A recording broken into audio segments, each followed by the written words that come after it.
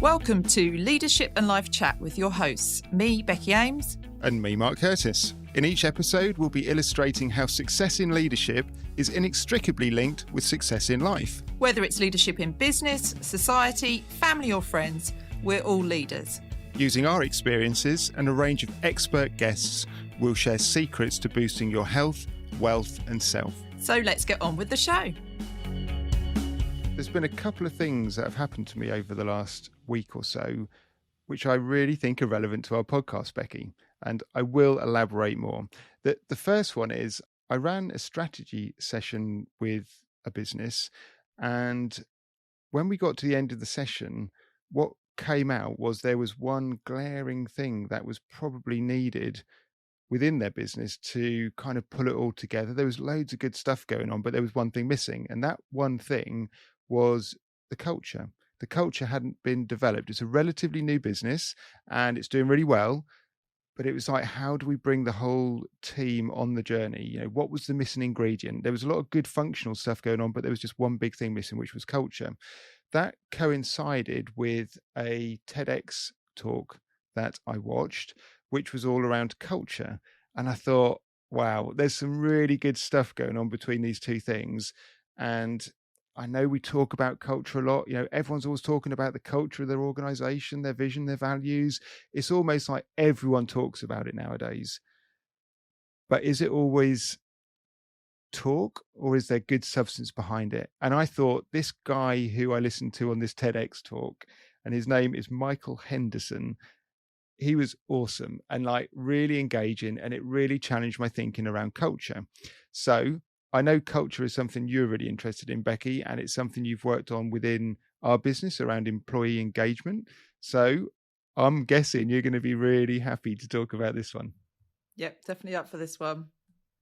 Something that I'm so convinced it is absolutely key, isn't it? You can't have a team, a business that operates really well without understanding the culture, driving positive culture, and really keep focusing on that. So yeah, let's do this. Yeah, excellent. And to start with, I'll just do a little bit about the TEDx talk, because I think it puts a bit of context about where we're going to go with this episode.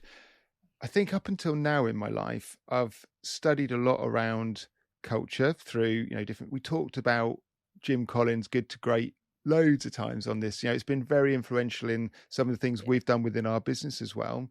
And I think I've realized that up until now, it's all been good stuff, but it's been a bit functional, and I've never really got under the skin of what is so important about culture, and how should we be looking to shape it? Anyway, this guy, Michael Henderson, he refers to himself as a corporate anthropologist. And the reason why he talks in those terms is that he spent a lifetime studying indigenous tribes, because his theory is that through human evolution, up until the last 400 years, we've effectively lived in tribes.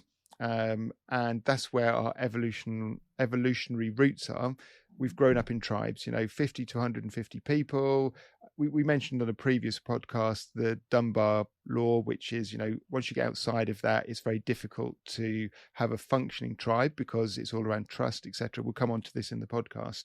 So he's then effectively taken that work of studying what works in tribes and then mapping it across to what he refers to as a modern tribe, which is organizations, businesses. That's what's become the new tribes almost around the globe. And where are there big differences in how we operate from an anthropological tribal way and how we operate in business? What is different and what impact could that be having on our business? And I love this kind of stuff, Becky. It's right up my street, because I think most things probably go back to, what the phrase I heard on a book I read was we're fire apes. We're just apes that developed fire, and that's how we've then evolved to be sitting here doing a podcast, a million years later or whatever. So here we are. But what can we learn from our roots still? And this guy does an amazing job in 20 minutes on this TEDx talk of covering it off. He's also written 8 or 9 books, I think, around leadership and culture. So I'm really going to invest some time learning more about this chap, because I think it really resonated what he said. So that's the background for the listeners. The link to the TEDx talk will be in the show notes. Please go and take a listen. We're going to cover some of it off today just to kind of whet your appetite. And I think once you've heard what we're talking about from what Michael Henderson was saying, you're going to be going, show me more, because I definitely want to read some more of his books, because I want to get into this guy, because I think, yeah, this makes sense to me. So I'm pretty excited about this. I'm pretty excited about this, as you can probably tell. Yeah. But to tell my excitement, Becky, over to you for point number 1. Okay, thank you. So the first point that really resonated for us was really around the word culture itself and what that means, and actually focusing on cult versus culture. And I think we all have an idea of what we think of as a cult. And the explanation that Michael Henderson used is that in a cult, the leader sees greatness in themselves. Whereas if you have true culture, then you see greatness in the team, in the collective, in the tribe, if you like. So, and I think that really resonated with me, because, you know, you see examples of this, don't you, where people go, oh, we've got a great culture in our organisation, it's great. And then you realise it's actually probably about one person. They're making it all about them, and everyone else sort of has to get on board with that in some way. And it's not about the collective. It's not that tribal aspect. So for me, that really summed up what this whole discussion is about, in terms of understanding, is it really culture, or is it more a cult? A cult. A cult. Yeah. But it's fascinating, isn't it? Because as we said in the intro, one of the books which has been hugely influential for both of us is Jim Collins' Good to Great. You know, we took the team down to London years ago to see Jim present around the topic, and to see what we could learn, what could we do better as a leadership team, you know, how could we improve. And I think it was the 5-star leader, wasn't it? Yeah. And one of the key things was the the mirror and the windows principle. So, you know, a 5-star leader looks out of the window. So when things go well, they look out the window and they bask in the reflected glory of the team. When something goes awry, then they look in the mirror and say, what could I have done differently? You know, so this is something which has come through time and time again. And, you know, it's like Jocko Willink and Leif Babin's book, Extreme Ownership. It's all about taking responsibility as a leader. And for me, it's like, this guy, that suddenly made sense to me anyway. This made sense to me at a human level, you know, which is, you know, from a cultural point of view, a tribe, it's not about the leader, it's about the tribe. You know, everyone has such a functioning part in, if there's a part which doesn't function in the tribe, then, you know, they may not eat, they may not may not be able to bring up the children, they may not be able to defend themselves from, you know, aggressors, whether it be other humans or animals. They've got to be like this real collective. And as soon as it becomes about one person, then that's all going to fall to bits, really, isn't it? So, So for me, this really threaded together all of that other stuff that we've looked at and we've talked about on the podcast before. It made sense at a human evolutionary level. And, you know, maybe organizations really do have a big thing to learn from that, which is, you know, through evolution, only the successful tribes survived. And this was obviously a core part of successful tribes. Yeah, I mean, it can never be about just one person, can it? Unless you're a sole trader, obviously. But yeah, in a bigger organisation, a wider team, it cannot be about one person. It needs to be about that team, collective. You know, you need leaders, absolutely. You need people who are driving, but you need them to be part of something and to promote that all the time. I remember at one stage in my career being told that I talked about we too much, as in what the team has achieved. We have done this, as opposed to what I have done. And then I realised, you know, that didn't sit well with me, because it's all about, you know, everything I do is driven by the team. Because of the team, we're successful because we're working as a team. But then I realised actually what I needed to do in that instance was sort of talk more about how I had structured that team or influenced that team or led that team, perhaps, rather than I'm not doing the doing. I'm not the one it's not all about me at all. What's my part in that team? And I think that's really important. That was a bit of a light bulb moment for me. And And it's really just understanding that if you're going to talk about culture, you've really got to understand what you're talking about and how it is the wider piece. And is everyone really bought into that concept, or do you just think you've got a good culture, but actually it's all about one person? Yeah. And that's before we even get into things like business risk, isn't it? You know, if how many cults survive when the leader Yeah. ends up disappearing for a whole myriad of reasons? They tend not to, don't they? You know, they don't. It falls to pieces. It's like no one knows what to do. So No. it doesn't make sense from a business risk point of view. I suppose the only sense it makes from my map of the world is it's about ego fluffing. You know, if you want to be the head of a cult, then probably it's about your ego more than anything else. Yeah. And that's not how we want to be, working, running our businesses, running our lives, is it? I don't think so. No, I completely agree with Michael Henderson in terms of you need to really look at what you've created, what you've got in place, and is it truly promoting that aspect of culture with the wider team really taking responsibility, working together, and achieving great things. Yeah. So definitely, like, all of us need to take a look in the mirror and kind of ask ourselves these questions. Are we creating a cult or are we creating a culture? Tough question to ask ourselves, but I think it's a really important one for the health of the organization, as we'll come on probably to discuss on some of the future points as well.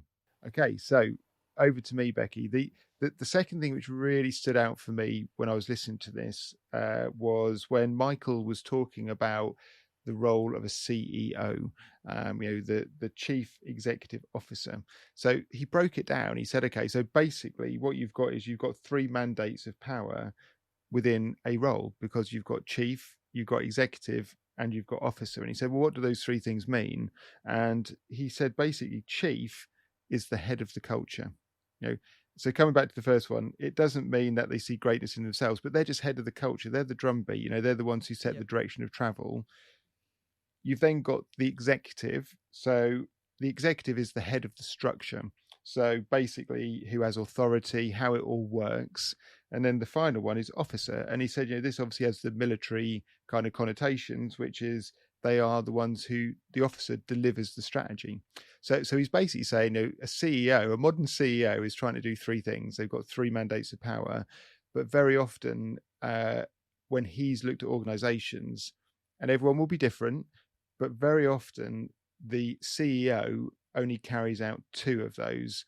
And then the third one, he said, is delegated to a group which in most organizations is called HR. So he said, that's fine. You can delegate stuff down. But he was then going on to talk about, well, how important is HR and what impact could it have based on his analysis of tribes versus, modern tribes being organizations.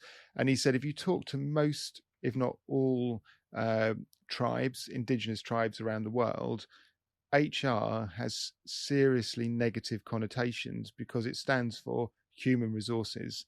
So he said, like, taking it to a level, and these are his words, it's very much linked to slavery still, because it's about human resources. It just gives the wrong connotation.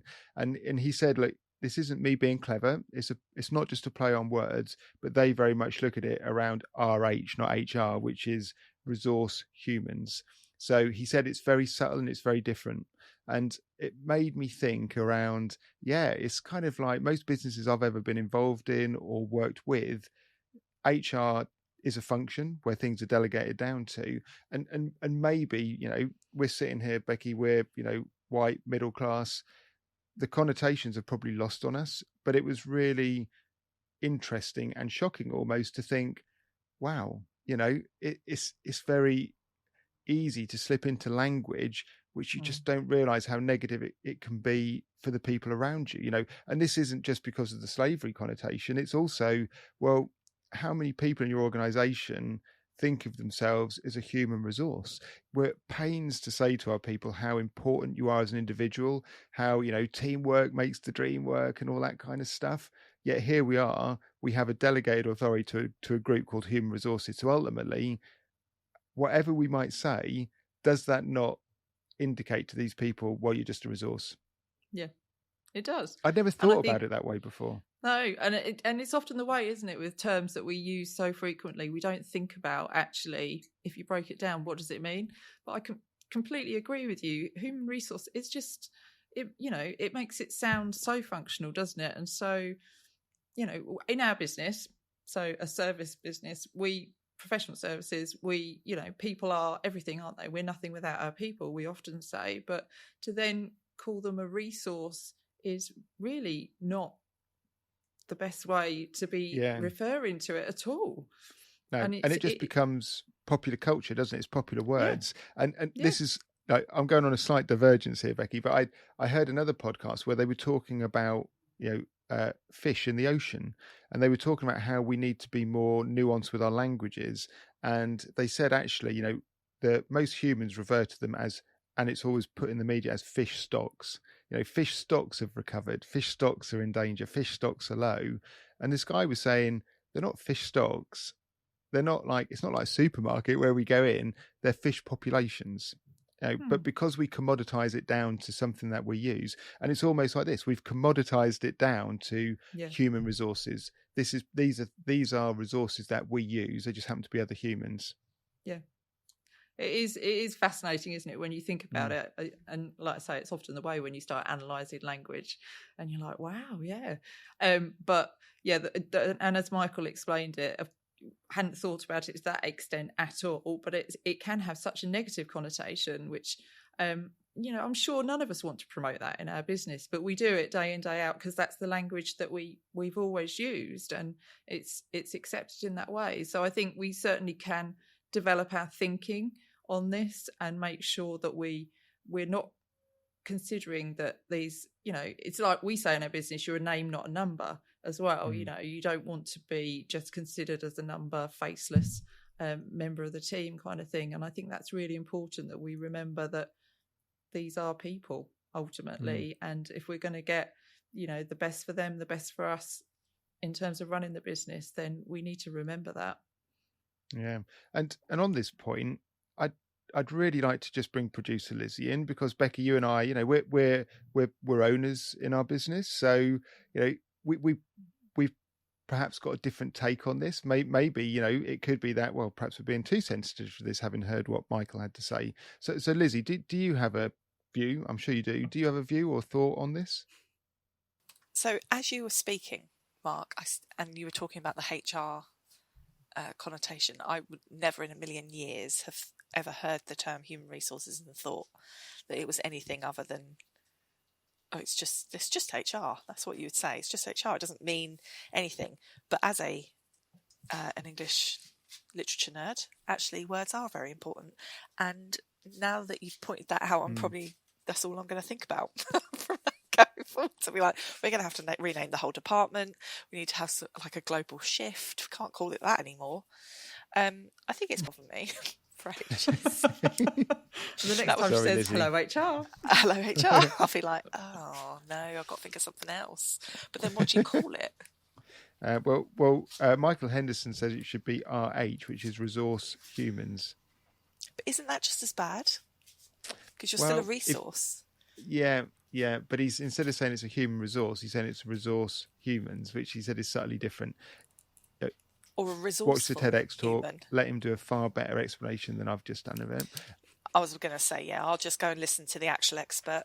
Just listen to the expert rather than the poor imitation trying to build a podcast around it for the value to our listeners. But yeah, thank you, Lizzie. That's interesting that you've pretty much got the same position that we've got, which is we'd never even given it a second thought before.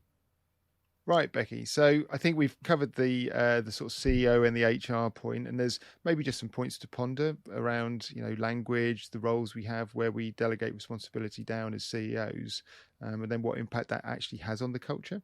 So over to you now for the third and final point for today. So the third point that really resonated for me was where Michael spoke about engagement and how important it is to recognise that perhaps at any one time in an organisation, you might only have 20% of your people engaged.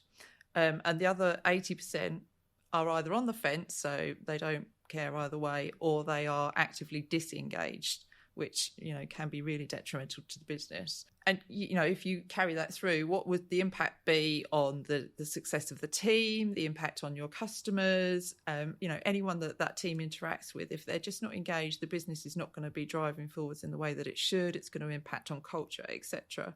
If you then look at a tribe, Michael explains that, in a tribe, 80% of the tribe has to be actively engaged for that tribe to survive, ultimately. And the 20% that is not actively engaged is the very elder members of that tribe and the younger ones. And for obvious reasons, the rest of the tribe sort of look after them. But also the elders are mentoring the youngers, the minors in that tribe. So they're still performing a very important role within that tribe. But it's just different. And I think that's really interesting in terms of for a tribe to survive, you have to have that level of engagement. And so why do we not think that for our business, our organisation, we should have similar levels of engagement? And, how the structure of our business, does that promote the right level of engagement? Because typically, I would say, this is the generalisation, but when you think about the structure of a business, we often visualise it as a pyramid, don't we? With the leaders at the top and then sort of filtering down. And actually, that's not going to help with engagement at all. That structure, that traditional structure that a lot of us will recognise, that's not going to promote positive engagement. And actually, we need a much flatter structure, probably, or indeed, sort of like we say, the circular structure with the leader at the centre, but with everything resonating out from them, to really promote that engagement across the wider team, which will benefit everyone and ensure the continuation of that business, which is ultimately what the tribe has to do to protect themselves. Yeah, absolutely. I mean, it was a fascinating topic, and it went on. There was quite a big chunk of the TEDx talk which focused around this area, and the thing which jumped out for me is when he's talking about the impacts on things like productivity and customer service. If you've got 20% of your people delivering 80% of your success, then that's just massive in terms of product. It seems to be every conversation you have with anyone at the moment, he says, probably generalizing quite drastically, productivity always seems to come up. How do we become more productive? How do we increase productivity?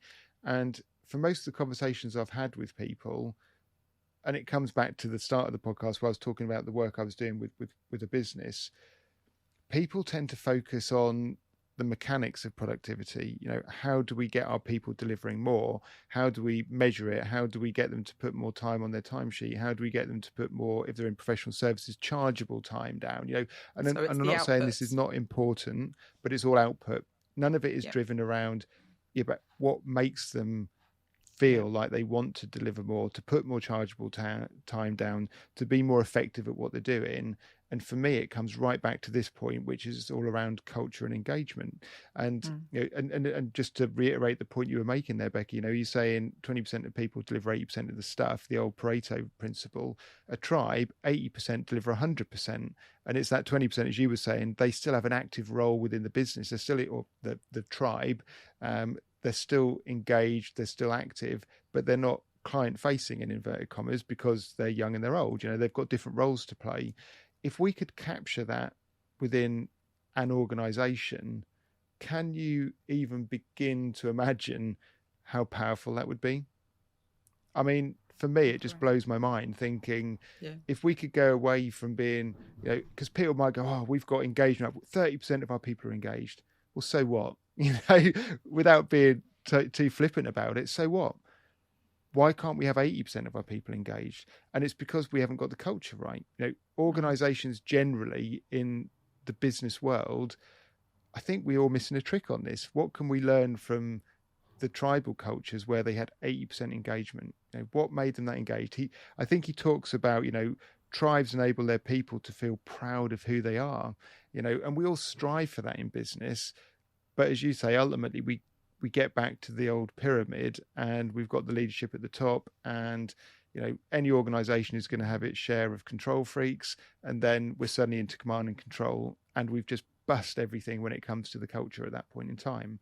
So how do we transition from one to t'other? Really difficult, I suspect, because whilst we have a pyramid situation, it's always going to drive people to fall into the either neutral or disengaged camp, because they're going to be thinking, well, I can't make a difference. And if they think they can't make a difference, how are they then going to feel in terms of representing your business, the effort they put in, their productivity levels, their customer service, their interaction with customers? For me, this was such a huge point coming out of the TEDx talk, which is how do we go to a tribe system where 80% of our people are delivering 100%, and we've almost got 100% engagement? How do we get to that point? And clearly there's work to be done on this, but it almost has to start with cult versus culture. We have to get away from the leaders thinking that they're special. They're just another cog in the wheel who performs an important role as everyone else does. And this all then comes back around mission, vision, and values, which we covered on a podcast not long ago, actually, didn't we? This just takes it to the next level, I think, which is, well, you can have your mission, your vision, and your values, but ...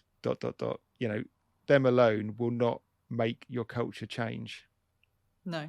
And I think, it would be very easy to say that in a tribal situation, the vision is very clear, isn't it? It's survival, and it's the tribe not dying out, for example, and it's very simplistic in that sense, and it's perhaps easier for people to focus on and understand the why in that scenario. And I think that's what we've got to bring back to business and go, actually, are we being really clear? Have our people got clarity on what the vision is and why? And it's, the why ultimately for me is so important. And if you can engage the team on that, then I think you're likely to progress much further along in terms of the percentage that you've got engaged, because they get it and they're in it with you, and they can see where we're going and why we're going there. But if you don't give them that clarity, and you don't set that drumbeat, as you said earlier, and you don't keep that messaging going constantly,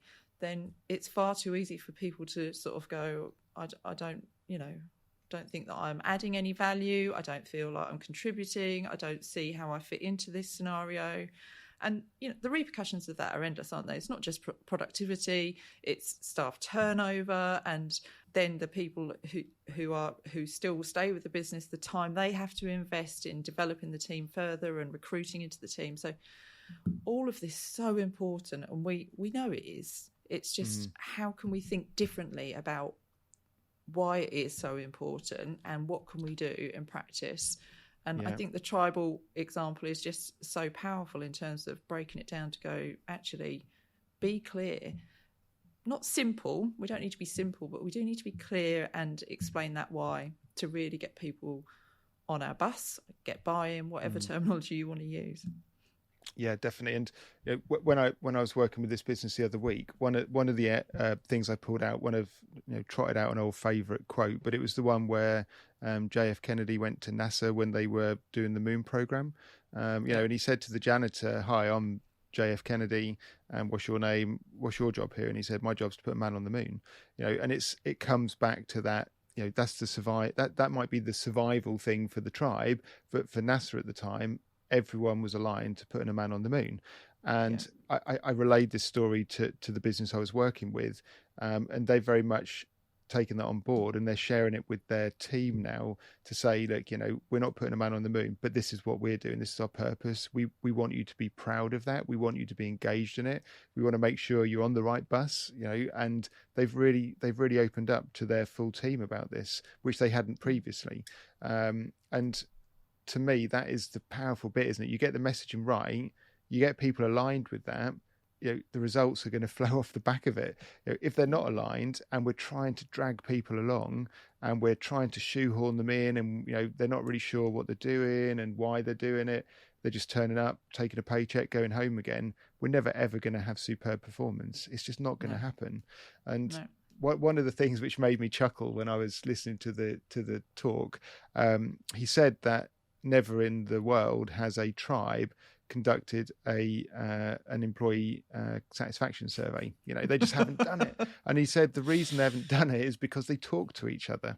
They're continually talking to each other. And we referenced it, but Dunbar's law, this was the rule around how big a tribe can get to. And ultimately the constraining factor was, did you know everybody? Could you know everyone? Can you trust everyone in your tribe?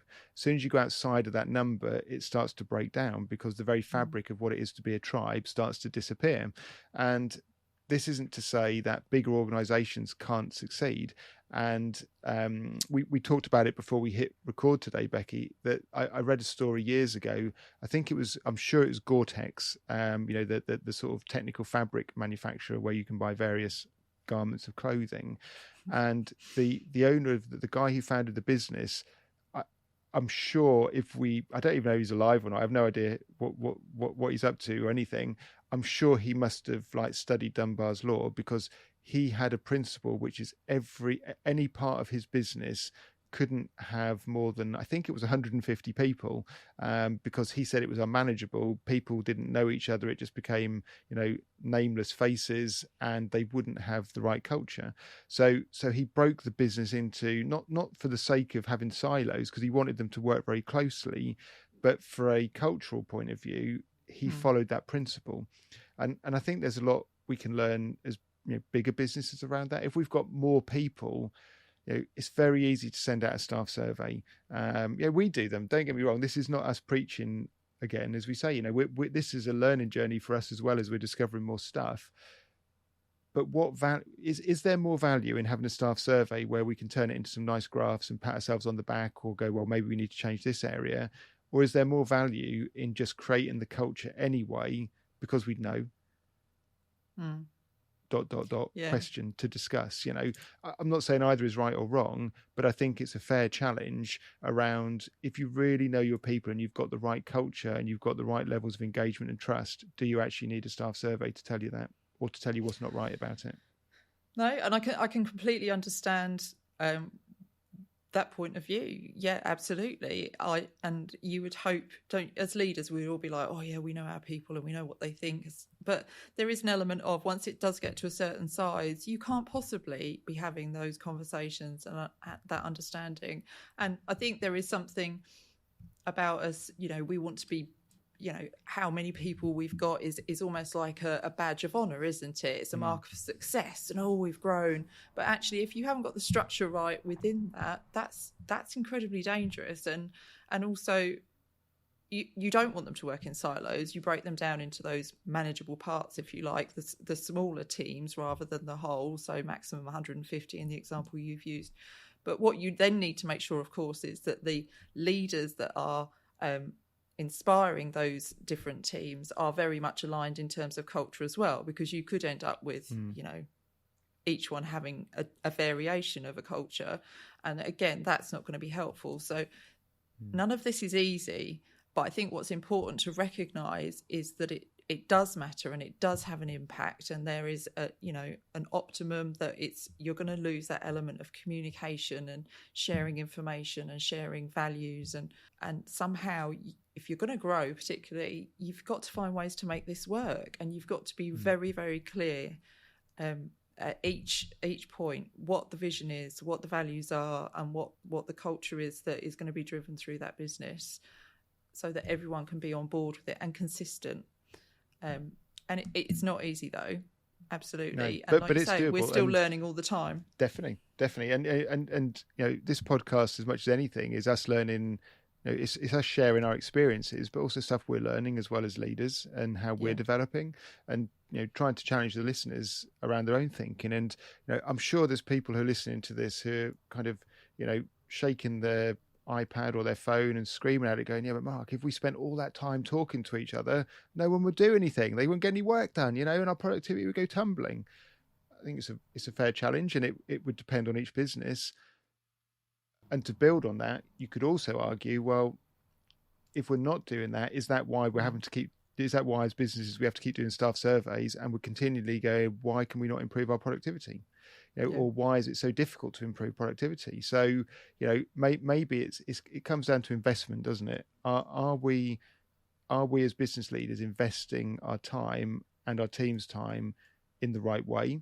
And if we're going to invest that time, we've got to make sure that what we're discussing is the right things to be discussed. There's a lot of moving parts in this, because just rocking up and having a chat with everyone in the office is not going to do this, because they've got to be the right conversations on the right topics, hitting the right notes. We are like musicians, aren't we? We don't. If we keep hitting duff notes, then the time is not going to be well spent. If we hit the right notes and we're playing the right song and the right tune, then it's invaluable time. And off the back of that, productivity will improve. It has to, because everyone's aligned. Everyone's kind of, trying to put the man on the moon. Yeah, definitely. I think how we approach it, you can't be clumsy about this, can you? It's got to be considered, and it's got to be done in the right way. Like you say, it does take an investment of time, but the right use of that time could have such amazing results for you, the team, the business. So it's got to be worth considering, but it needs careful consideration to get the best out of it. Definitely agree 100%. So firstly, I'd like to thank Michael Henderson for his TEDx talk, because, as I say, I found it personally fascinating. I want to find out more about the guy. This makes a lot of sense to me. Hopefully it does to the listeners, and you're now thinking, do you know what, we'd like to find out more. And as we said, there's going to be links in the show notes to the TEDx talk. And also, I'm sure Michael Henderson has got a website. We'll find that and we'll put the link into that as well. Hopefully you've got some value out of today's show. The 3 things we covered, just to recap, was cult versus culture. Take a hard look in the mirror. Is this about your greatness, or is it about the team's greatness? Genuinely, let's be honest with ourselves on this one. And can we improve that? Because this isn't all black and white. There's going to be margins. Maybe there's times where it's about me, because I like to fluff the old ego a bit. Could I move away from that? What are the bits where I can improve and develop as a leader to improve the culture, rather than developing it further down the cult route? The second one was around just the chief operating officer and what that means, the constituent parts, and how we as CEOs very often delegate one part away to a team called HR, and all of the connotations around human resources. Is that how we really want to talk about our teams? So just to challenge our thinking around that, maybe it's going to be a revolution here. We're going to change the name of the departments. Who knows? But it's just something to think about, isn't it? Is it congruent? If we're saying to our people, you're so valuable as individuals, as people, as human beings, and then we call them resources, is it congruent? I don't know. That's really made me think. And the third point, which, fascinating conversation, thank you, Becky, was all around engagement. How tribes engage versus how organizations engage, and what that really means for productivity and performance in our businesses, and how very often performance is lagging way behind what we would have done in our tribal ancestries because of the way we engage with our people. So what can we learn from that? What can we do differently? And we came up with some points that we talked around engagement, how we talk to our people. Maybe rather than doing surveys, let's actually have a continual survey, because we're getting constant feedback. So some really interesting food for thought for us, Becky, and hopefully for the listeners as well. If you've enjoyed today's show, then please rate and review us. It really helps other people find this podcast so we can spread the word even further. And finally, a massive thank you to our sponsors, Larkin Gowan. Without Larkin Gowan, this show would not be possible. So please follow the link to see how their team of experts can help you and your business. And Becky, that just leaves us to say, everyone have a great week, take care of yourself, and boost your health, wealth, and self.